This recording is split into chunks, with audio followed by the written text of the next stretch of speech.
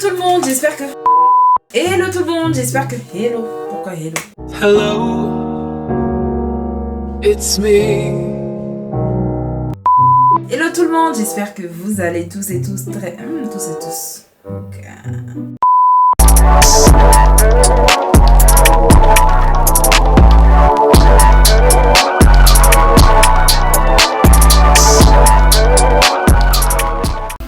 J'espère que vous allez tous et toutes très bien. On se retrouve aujourd'hui pour une petite story time. Je vous l'avais dit dans ma dernière vidéo. Pour ceux qui ne l'ont pas vue, je vous invite à aller la revoir. Elle est bien aussi. Dans la dernière vidéo, je vous avais dit que j'allais sortir une vidéo dans la semaine. Donc là, c'est la vidéo de la semaine. Je viens vous raconter une petite histoire qui m'est arrivée quand j'étais en terminale.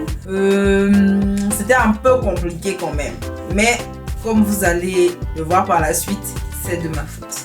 Avant de commencer la vidéo, comme d'habitude, on vient répéter les mêmes choses parce que les gens n'écoutent pas, parce que les gens ne suivent pas les conseils, bref. Mais pourquoi tout le temps tu es agressif? Mais pourquoi?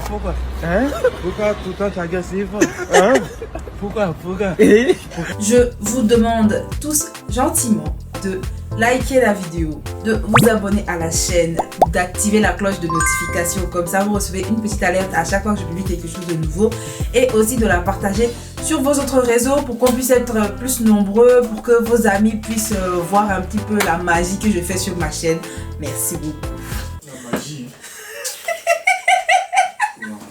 Du coup, cette vidéo là se situe en 2010. Et pour ceux qui savent, en 2010 en Côte d'Ivoire, c'était la période de la crise post-électorale.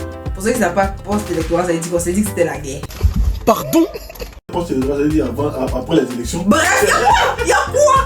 Vidéo là, elle va commencer, il y a quoi? Post-électorale veut dire après la guerre. Aïe! Chien! Donc après les élections, il y a eu une crise en Côte d'Ivoire. Et ça se déroulait dans cette période-là. Il faut savoir que moi, j'étais en terminale. Et j'étais au lycée jeune fille de Yopougon, pour ceux qui connaissent un peu Abidjan. Et j'habitais à la cité Mami Adjoa. Pour ceux qui connaissent la cité Mami Adjoa, c'est vraiment à l'entrée de Yopougon.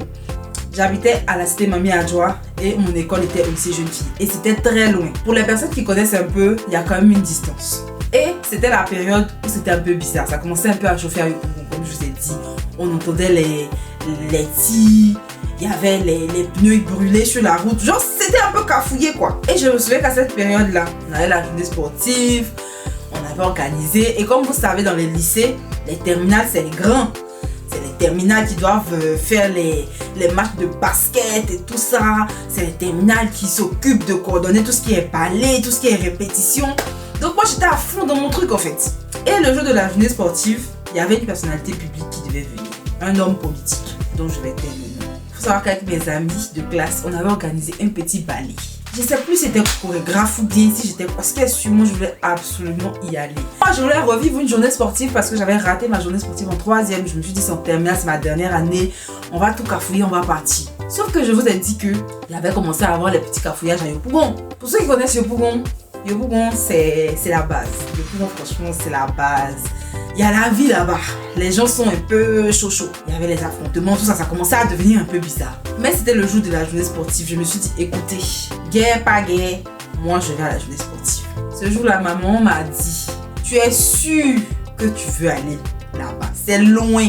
S'il y a quelque chose qui se passe, le temps qu'on aille te chercher, ça sera compliqué. Il a dit, mais non, il faut que moi je parte. Peu importe ce qui se passe dans ma vie, c'est pas mon problème. Moi, je suis pas politicienne. Qu'est-ce qui peut m'arriver? Elle m'a dit, tu es sûr que tu veux aller?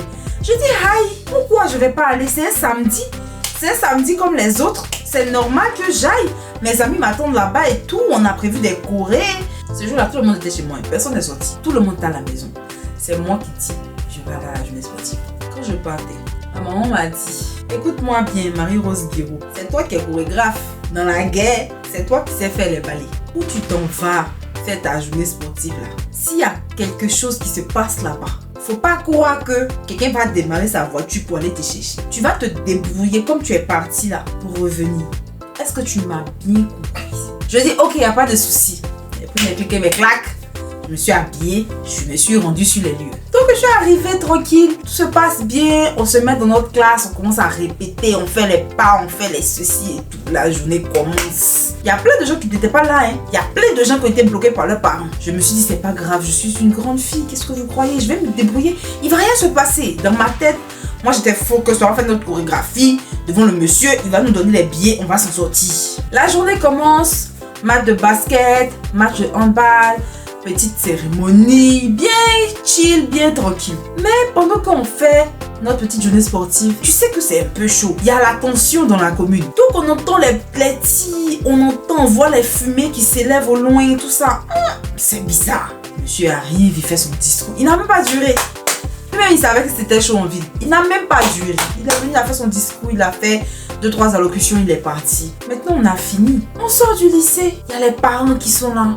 Ils sont venus chercher leurs enfants. C'est maintenant, moi je me rappelle que on m'a dit où tu t'en vas. Il n'y a pas quelqu'un qui a venu te chercher. Tout le monde est en train de partir chez lui. Et j'avais plein de copines en majorité qui habitaient dans le quartier de l'école. Du coup, elles, c'est pas difficile de rentrer puisqu'elles sont déjà dans leur quartier. Mais moi j'habite à l'autre bout de la commune. Comment moi je fais pour rentrer chez moi? Pour traverser et tout. Les quartiers bizarres. J'avais une amie, elle habitait pas vers chez moi, mais elle habitait dans mon secteur, on va dire. Je sais pas comment vous situez ça.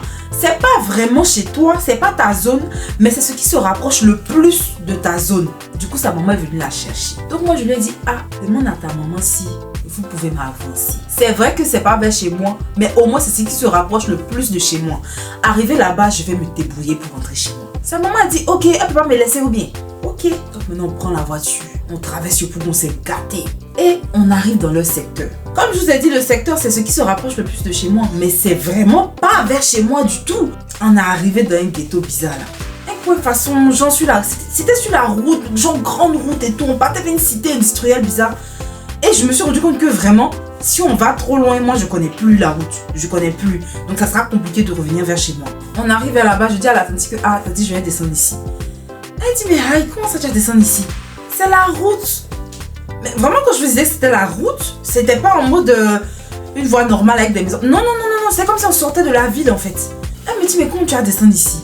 Je dis, tata, si on continue là, moi je ne connais plus en fait la route. C'est ma limite qui est là. Et je ne vais pas vous demander de me déposer chez moi à la maison, ça fait trop. Parce qu'en soi, c'est même pas vers votre secteur, c'est juste que c'est ce qui se rapproche le plus. Donc je peux pas prendre ce risque là et tout. Donc la tata m'a dit, ok. Elle m'a donné après mon numéro, tout ça. Elle m'a donné son numéro, elle m'a dit, faut m'appeler, tout ça. Je regarde derrière moi. Ça dit quand la voiture de la tata a démarré qu'elle est partie là. Je regarde derrière moi, il n'y a rien, ni personne. Je regarde devant moi, il n'y a rien, ni personne. Je suis seule au milieu de la route. Je marche. Mais dans mon esprit, je me dis, si je croise un char, ou bien si je croise un groupe de miliciens, ou bien si je croise une voiture de je sais pas quoi, je plonge dans quelle direction pour me cacher en fait. C'était ça qui était dans ma tête. Il n'y a rien pour se cacher. Peut-être il allait rouler sur le goudron, je sais pas. Mais dans ma tête, je me disais, où est-ce que je vais me cacher pour pouvoir survivre? À force de marcher, je me suis rapprochée un peu de ma zone et tout ça. Et je suis sortie vers le CHU de Yopougon. Sachant que, à côté du CHU de Yopougon, il y a un camp militaire. Donc, c'était chaud même. Ma zone même là, c'était une zone qui était chaude. Et j'ai vu une voiture qui arrivait par derrière. Et la voiture m'a dépassée et elle a garé un peu devant moi. C'était un monsieur qui était à l'intérieur. Du coup, il me dit, bonjour jeune fille, vous allez où? Je dis non, je vais vers la cité Mamie Adjoa, tout ça. Et il me dit, montez, je vais vous avancer un petit peu parce que vous êtes encore un peu loin. C'est vrai que j'étais pas loin du CHU, mais j'étais pas à 2 pas quoi. C'est maintenant il m'a rappelé qu'il ne doit pas parler aux inconnus. C'est maintenant il réfléchit, il fait que, non, tout, est-ce qu'il faut que je monte, je ne connais pas, tout. Le monsieur dit, hé, toi où tu te trouves là, on veut aller te déposer, tu réfléchis. Il voulait démarrer, je dis, tonton, pardon. Attends, il est monté. Je suis montée dans la voiture du monsieur. Il partait vers Sikoji, quelque chose comme ça. Il prend Sikoji. Donc, il n'est pas passé devant le CHU. S'il passait devant le CHU, moi, ça m'arrangeait plus facilement pour rentrer chez moi. Il est parti passer vers Port-Boué 2. Pour ceux qui connaissent Yopougon, vous savez. Vous savez, Port-Boué 2. On va pas trop se dire, vous savez. C'est un quartier, mais quand il n'y a pas la guerre là. C'est la guerre là-bas tous les jours. Donc maintenant, je suis arrivée dans Port-Boué 2. J'ai dit Port-Boué 2. Un endroit où il y a tout le temps le bruit. Ce jour-là, pas un chat. Vous voyez dans les westerns, quand les cowboys doivent se battre, quand les 2 cowboys doivent tirer, et puis il n'y a rien. Tu sens que tout le monde est caché chez lui. Et puis, il y a une botte de poussière ou bien de quoi qui passe là. C'était la même chose. Sauf qu'il n'y avait pas de cow-boy, il n'y avait pas de poussière. Il y avait Marie-Pascale. Je suis obligée de passer ici, Patio. J'ai fait comment? Mes parents ne m'appellent pas. Ça me fait mal. Faut que je leur montre que je suis en vie. Donc je marche.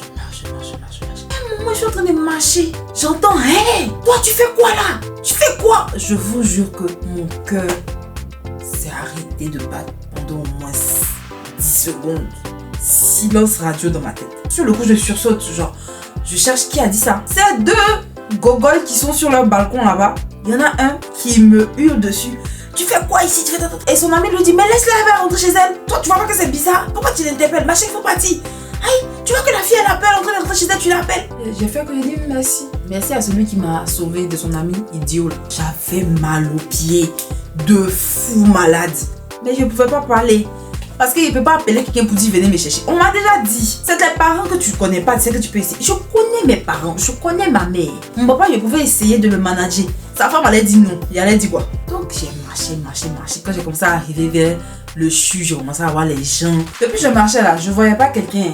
Sauf le monsieur qui m'a pris en voiture sur la route, qui m'a déposé à Port-Boy 2 et les 2 gogoles sur le balcon. Marcher doucement, je suis rentrée dans ma cité, je suis rentrée à la maison. Tout le monde était là, personne n'est sorti le jour là. C'est moi seule qui suis sortie. Je suis arrivée, mon papa était devant sa télé, il regardait son journal. Il dit, hey, on dit quoi ma chérie, ça va? C'est bien passé la journée sportive. Il dit, oui, ça s'est bien passé. Tout s'est bien passé comme tu voulais. Il dit, oui, ça s'est bien passé. Tout ça. Il ne veut pas donner de détails. Si tu étais venu me chercher, il allait te dire. Tu n'es pas venu me chercher, il ne veut pas te raconter ce qui s'est passé. Ma maman était assise à sa place habituelle, quelque part dans la cour là-bas. Bonsoir maman, bonsoir. Et si elle allait me coucher, il était fâché. Ça veut dire quoi? On peut menacer son enfant, mais pas tenir la menace jusqu'au bout. Il dit ça, mais c'est moi-même aussi. C'est moi-même. Je sais pas, tu fais quelle danse même. C'est quelle danse qu'il a fait jusqu'à... On m'a remis un prix. En tout cas, c'est ça. Je suis rentrée, j'étais bien fatiguée. J'étais bien fâchée. J'ai appelé la maman de ma copine pour lui dire, ah tata, je viens d'arriver. Elle me dit, tu as duré en route, c'est ça. C'est qu'elle a su. Grâce à Dieu, je suis arrivée à la maison. C'était ça ma petite mésaventure en 2010. J'espère que ça vous a bien fait rire.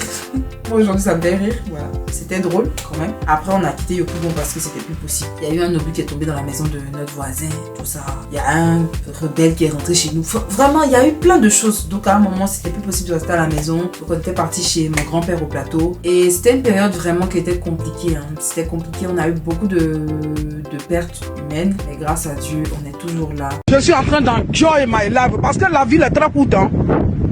Donc j'espère que vous allez prendre la peine de lâcher un pouce bleu parce que c'est très important et que ça fait plaisir. N'oubliez pas de vous abonner à la chaîne. J'espère que vous avez passé un bon moment en ma compagnie et je vous dis à la prochaine pour une nouvelle vidéo.